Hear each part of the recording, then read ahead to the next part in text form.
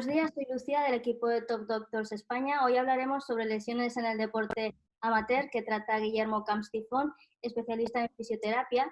Cuenta con varios años de experiencia tratando a distintos deportistas de élite y en la actualidad trabaja y dirige GC Fisiocoach en el Centro Médico Tecnon. Buenos días, señor Camps. Buenos días. Muchas gracias por acompañarnos hoy.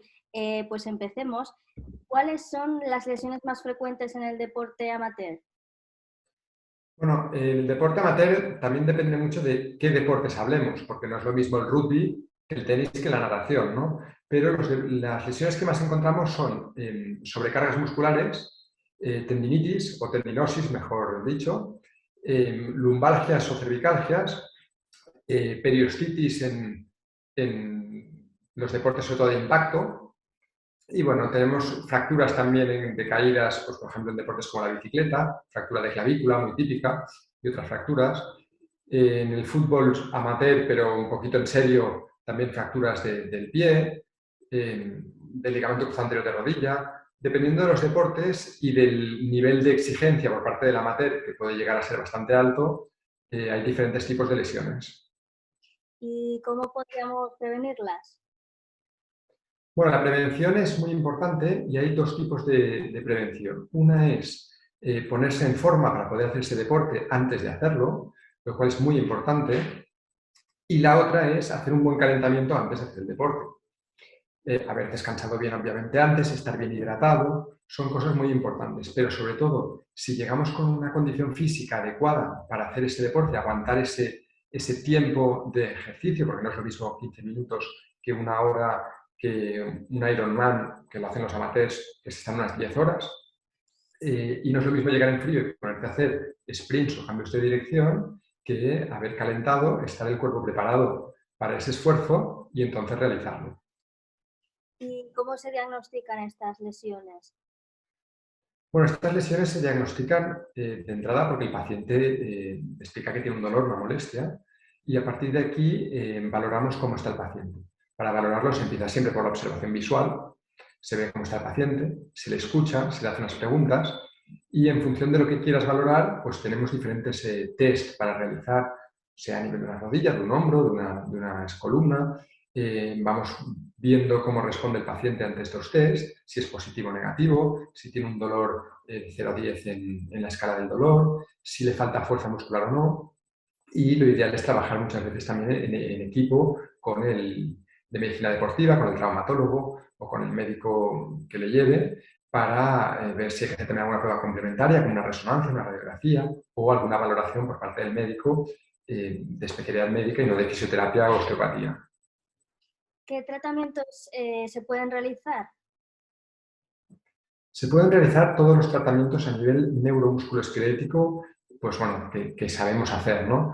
Entonces, eso pasa por relajar estructuras que están tensas, ayudar a desinflamar los tejidos inflamados, ayudar a que mejore la vascularización, es decir, el aporte de sangre en un tejido. Cuando menciono un tejido, puede ser la piel, un músculo, un tendón, el tejido graso, que está lesionado para que se pueda regenerar mejor y recuperar mejor. La reeducación postural para que el paciente tenga una mejor postura y no siga irritando o fastidiando esa estructura con el gesto deportivo o al caminar. Entonces se pueden hacer muchos tipos de tratamientos en función de lo que, o sea, existen muchos tipos de tratamiento en función de lo que necesita el paciente. La aplicación de calor, la aplicación de frío, ejercicios específicos que le enseñamos al paciente a realizar correctamente para hacer cada día en su casa, 1 o 2 veces al día. Depende de la lesión, de la inflamación que haya y del tipo de traumatismo que haya habido. Y entonces, ¿qué tipo de ejercicios podemos realizar para una correcta postura? Bueno, en ese caso, la correcta postura del libro nunca es aplicable a las personas directamente, pero en función de cómo están, pues está claro que si una persona va encorvada hacia adelante constantemente, va a tener una hiperlordosis aquí, entonces esa hiperlordosis va a hacer que no vaya bien. El cuello trabaja forzado, las articulaciones van forzadas y hace que la musculatura también trabaje forzada. Los discos intervertebrales sufren, no se pueden rehidratar correctamente, puede ser una hernia discal, con impacto al correr o al saltar o al hacer alguna cosa así, también sobrecargas más. Entonces, si tú mejoras estas cosas, pues tu ejemplo cervical puede ser a nivel de las rodillas, a nivel de la espalda baja, del glúteo, del hombro, da igual.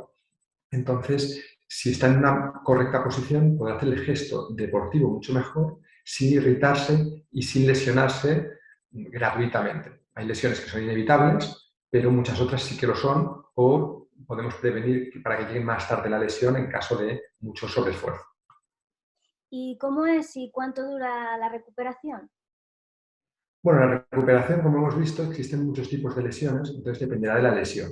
Cuanto más pequeña sea la lesión y la cojamos a tiempo, más rápida será la recuperación normalmente. Si hablamos de una contractura cervical o lumbar, o del glúteo, del piramidal, pues probablemente con 3 días, 5 o 10 sea suficiente. Si hablamos de una tendinopatía del hombro, puede llevarnos 3 semanas, 9 semanas. Y si hablamos de un ligamento cruzado anterior, por ejemplo, que está muy de moda ahora con el esquí estos días, o jugando a tenis, a hockey, a fútbol, que se rompe, si se opera, pues son 6 meses o 7 para volver a la práctica deportiva si se hace una buena recuperación. Si no se opera, puede ser que en 6 semanas o 8 semanas pueda volver a estar haciendo deporte. Y bueno, la última pregunta sería, ¿cuándo podemos volver a entrenar con normalidad el deportista y también con el equipo? Bueno, una vez más, depende de qué tipo de lesión sea. Entonces, el deportista, si es en nivel individual, una vez ha hecho toda la readaptación deportiva, toda la vuelta pues, a la condición física adecuada para poder rendir correctamente en el deporte amateur, entonces puede reintroducirse y ver cómo va. En el caso de correr, en el caso para tenis, en el caso de la escalada, del esquí, bueno, en cualquier la natación, pues es cuestión de ponerse, ver que va evolucionando correctamente y llega un momento que decimos, pues ahora ya sí. Y si es en el caso de un deporte en equipo, pues bueno, pasa lo mismo, solo que llega un momento que se hace el entreno en solitario y luego pasa a entrenar con el equipo. Si aguantan bien los entrenos con el equipo y aguanta la intensidad y el tiempo que toca, entonces puede volver a pasar a competir o a divertirse en ese deporte, aunque sea sin competir. Pues muchísimas gracias por sus explicaciones, señor Camps. Sin duda, la fisioterapia supone una gran ayuda para los deportistas y para que se recuperen de estas lesiones. Solamente recordar a las personas que ven el vídeo que pueden pedir cita con el señor Guillermo Camps Tifón en su perfil de Top Doctors. Gracias de nuevo, señor Camps, Un placer. y que tenga Cuando buen queráis, aquí estoy.